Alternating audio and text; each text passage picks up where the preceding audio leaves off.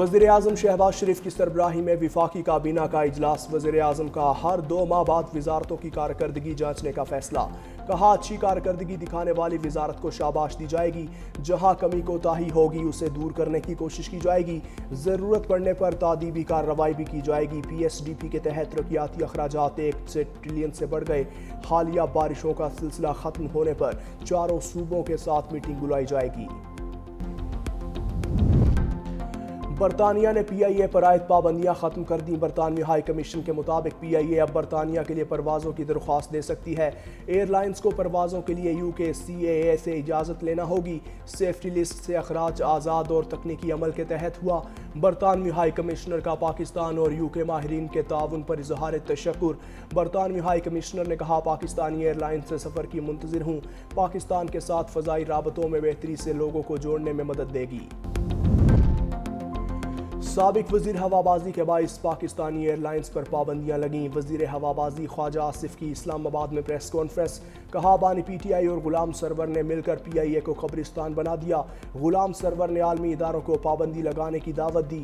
غیر ذمہ دارانہ بیان کی وجہ سے قومی وقار بھی مجروح ہوا۔ ملک کے نقصان کی ذمہ داری بانی پی ٹی آئی پر عائد ہوتی ہے۔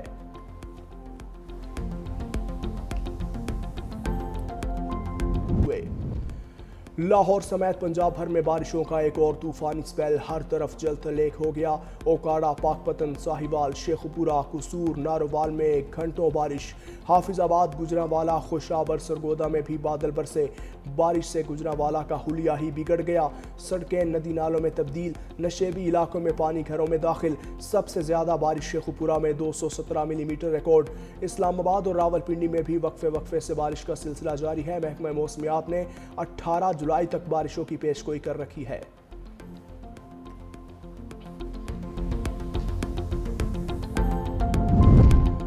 ایک ماہ میں دوسری بار پیٹرولیم مصنوعات مہنگی ہونے پر پھر بسوں کے کرایوں میں اضافہ۔ اسلام آباد سے فیصل آباد کا کرایہ 80، کوئٹہ کا 70، لاہور اور پشاور کے کرائے میں 50 روپے کا اضافہ۔ حکومت نے رات گئے پیٹرول کی قیمت میں 5 روپے 36 پیسے اور ڈیزل کی قیمت میں 11 روپے 37 پیسے اضافہ کیا۔ پیٹرولیم مصنوعات مہنگی ہونے پر شہری پھٹ پڑے، حکومت سے فیصلہ واپس لینے کا مطالبہ۔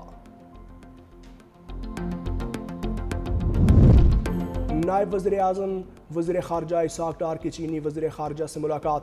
ترجمان دفتر خارجہ کے مطابق نائب وزیر اعظم کی چینی وزیر خارجہ کو ایس سی او اجلاس کی کامیاب میزبانی پر مبارکباد۔ اسحاق ڈار نے شاندار میزبانی پر چینی حکومت کا شکریہ ادا کیا۔ دونوں وزراء نے باہمی دلچسپی کے امور سمیت سی پیک پر بھی گفتگو کی۔ مختلف شعبہ جات میں تعاون پر پاک چین دوستی کی مضبوطی پر اطمینان کا اظہار۔ دونوں جانب سے خطے میں امن کے فروغ کے لیے تعاون جاری رکھنے کا عزم۔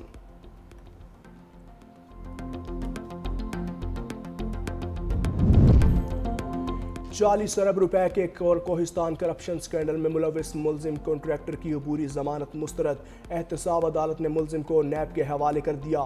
نیب نے انکوائری کو تفتیش میں تبدیل کر دیا۔ ذرائع کے مطابق نیب نے اب تک 25 ارب روپے مالیت کے اثاثے برآمد اور منجمد کیے۔ کرپشن کی رقم سے خریدا گیا لگژری بنگلہ بھی ضبط۔ 94 کروڑ کی 77 قیمتی گاڑیاں، 1 ارب نقد، 3 کلو سونا بھی نیب نے تحویل میں لے لیا۔ کرپشن کی رقم سے اعظم سواتی کا گھر بھی خریدا گیا تھا۔ آئندہ 24 سے 48 گھنٹوں میں اہم گرفتاریوں کا امکان۔ ایک اور خارجی جہنم واصل، ورثا کا لاش لینے سے انکار۔ وزیرستان میں بھارتی سپانسرڈ فتنہ الخارج کے خلاف کارروائی میں خارجی حمید اللہ مارا گیا۔ گھر والوں نے لاش لینے سے انکار کر دیا۔ والد اور بھائی نے کہا حمید اللہ نے جو دہشت گردانہ حملے کیے وہ ہمارے عقیدے اسلام کے برعکس اور غیر قانونی ہیں۔ ورثا کا لاش لینے سے انکار اس بات کی دلیل ہے کہ پاکستان کے شہری دہشت گردی کے خلاف متحد ہیں۔ وزیر خزانہ تاجر برادری کی ہڑتال رکوانے کے لیے ان ایکشن۔ محمد اورنگزیب سے تاجر برادری کے مذاکرات، اعلامیہ جاری۔ فائنانس ایکٹ کے تحت متعارف کرائے گئے سیکشن 37A پر غور۔ وزیر خزانہ کی کاروباری برادری کو مکمل تعاون کی یقین دہانی۔ کہا حکومت کا مقصد بڑے پیمانے پر ٹیکس فراڈ کی روک تھام ہے۔ معاون خصوصی ہارون اختر کی سربراہی میں کمیٹی قائم کرنے کا فیصلہ۔ کمیٹی آئندہ 30 دنوں میں درپیش مسائل پر تفصیلی مشاورت کرے گی۔ صدر لاہور چیمبر کہتے ہیں حکومت 37A ایک ماہ کے لیے مؤخر کرے ورنہ ہڑتال کریں گے۔ آل پاکستان تنظیم تاجران کے وفد کی FBR حکام سے مذاکرات۔ FBR کی 2 لاکھ روپے بینک میں جمع کرانے پر کٹوتی نہ کرنے کی یقین دہانی۔ کراچی میں گھروں کا صفایا کر کے کروڑ پتی بننے والی ایک اور ماسی گرفتار۔ ملزمہ مہرین کو بانی PTI سے ایوارڈ بھی مل چکا۔ ڈیفنس پولیس کے مطابق گھریلو ملازمہ نشاور چائے پلا کر واردات کرتی تھی۔ ملزمہ کو چند روز پہلے فیروز آباد پولیس نے چوری کے الزام میں گرفتار کیا۔ ملزمہ اسلام آباد جیل میں 3 سال گزار چکی ہے۔ اسلام آباد کے ڈپلومیٹک انکلیو میں نکاسی آگ کا معاملہ حل ہو گیا۔ سری نگر ہائی وے پر جناح اسکوائر انٹرچینج کی تعمیر کے دوران ملبے میں دبی نالی بحال کر دی گئی۔ نالی کی بندش سے پہلے سفارتی انکلیو میں بارش کا پانی جمع ہو گیا تھا۔ نکاسی کا نظام مکمل بحال، پانی روانی سے بہہ رہا ہے۔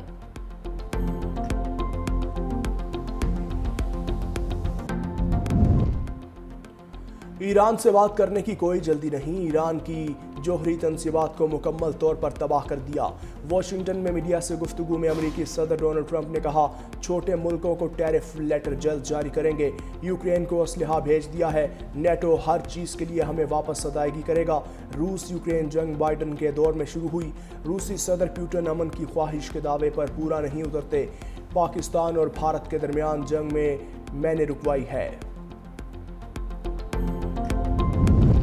ایران نیوکلیئر ڈیل، امریکہ اور اتحادیوں کا اگست کی آخری تاریخ پر اتفاق۔ امریکی وزیر خارجہ مارکو روبیو کا برطانیہ، فرانس اور جرمنی کے ہم منصب کو ٹیلی فون۔ ایران کے نیوکلیئر پروگرام پر حتمی سمجھوتے کے لیے اگست کے اختتام تک کی ڈیڈ لائن پر اتفاق۔ ڈیل نہ ہونے کی صورت میں ایران پر 2015 میں ہٹائی جانے والی پابندیاں دوبارہ عائد کر دی جائیں گی۔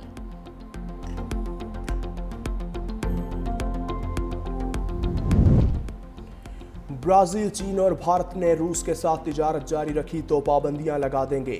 NATO secretary general Mark Rutte نے دھمکی دے دی۔ امریکی کانگریس میں سینیٹر سے ملاقات کے دوران کہا پابندیاں ان ممالک کے معیشت پر شدید منفی اثر ڈال سکتی ہیں۔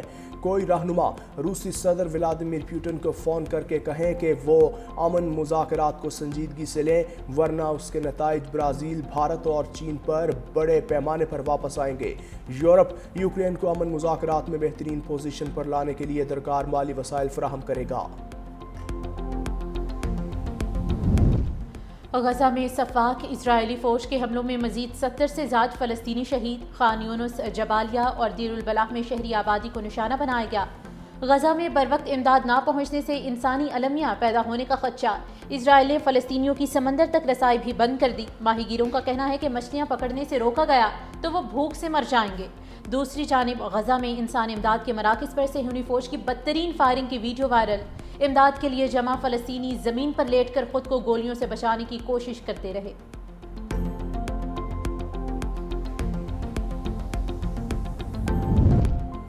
فلسطینیوں کی نسل کشی پر یورپی یونین اسرائیل سے معاہدے معطل کرے۔ اقوام متحدہ کی نمائندہ خصوصی فرانسکا البانی کا مطالبہ، کہا بچوں سمیت ہزاروں فلسطینیوں کو قتل کرنا سرخ لکیر عبور کرنا ہوگا۔ غزہ میں اسرائیل کے طرز عمل کا دفاع کرنا بھیانک رویہ ہے۔ دوسری جانب قطری وزارت خارجہ کا کہنا ہے کہ غزہ میں جنگ بندی کے لیے مذاکرات رکے نہیں، ابھی ابتدائی مراحل میں ہے۔ جنگ بندی معاہدے تک پہنچنے کے لیے مسلسل کام جاری ہے۔ اسرائیلی فوج کا لبنان کی وادی بقا میں حزب اللہ کے ٹھکانوں پر حملہ، 12 جنگجو شہید، متعدد زخمی ہو گئے۔ جاں بحق ہونے والوں میں 7 شامی پناہ گزین بھی شامل۔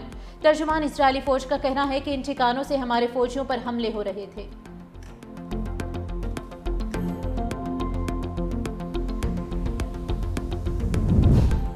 امریکہ کے شمال مشرقی حصوں میں طوفانی بارشوں سے سیلابی صورتحال۔ نیو یارک میں نظام زندگی درہم برہم، ٹرینز اور سب وے اسٹیشنز ڈوب گئے، 200 سے زائد پروازیں منسوخ۔ نیو جرسی میں بھی بارشوں کے باعث بدترین سیلابی صورتحال، گورنر نے ہنگامی حالت نافذ کر دی۔ دوسری جانب اسپین کو بدترین ہیٹ ویو کا سامنا، 2 ماہ میں 1180 افراد ہلاک۔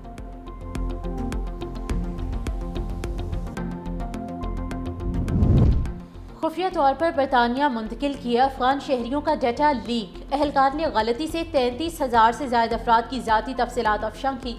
افغان شہریوں نے 2021 میں انخلا سے پہلے افغانستان میں برطانوی افواج کی مدد کی تھی۔ دوسری جانب امریکی عدالت نے افغان شہریوں کی ملک بدری کا فیصلہ عارضی طور پر روک دیا۔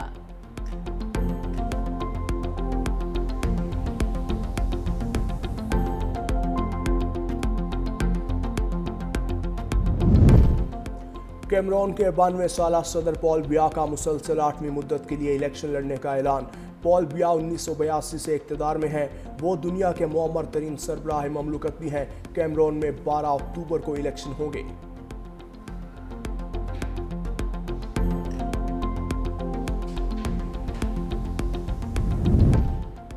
قومی کرکٹ ٹیم کا دورہ بنگلہ دیش، کھلاڑیوں کا دوسرا دستہ کراچی سے دبئی کے راستے ڈھاکہ پہنچ گیا۔ محمد حارث، عباس آفریدی، صاحبزادہ فرحان، حسن نواز، سفیان مقیم، حسین طلعت، احمد دانیال، سلمان مرزا اور سپورٹ سٹاف دوسرے گروپ میں شامل۔